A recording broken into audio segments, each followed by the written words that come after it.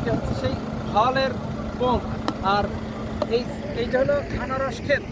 আনারস ক্ষেত দেখেন কত সুন্দর আনারস ক্ষেত, এবং এই ক্ষেতের পাশে একেবারে আমরা আনারস কিনে খাবো। ক্ষেত থেকে একটু আগে আমরা চলন মিলে তরমুজ খেয়ে আসলাম, মানে একদম ক্ষেত থেকে তুলে নিয়ে আসা তরমুজ খাইলাম।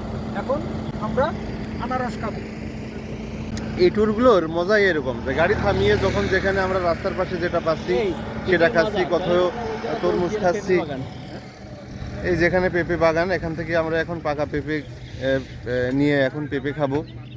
এই যে আনারসের ক্ষেত থেকে আনারস নিয়ে আনারস খাবো। কোনোটাই কাজ করে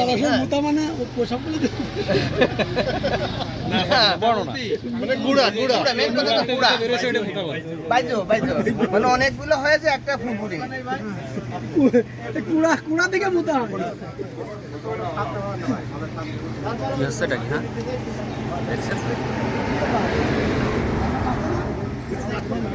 ভাইয়া সেই জাত আনারসের তো সেই জাত ভাই, সেই জাত। অন্য জিনিসটা ছোট, দেখতে বড় হলে ছোট, রসের ভরাটা একটু বড়।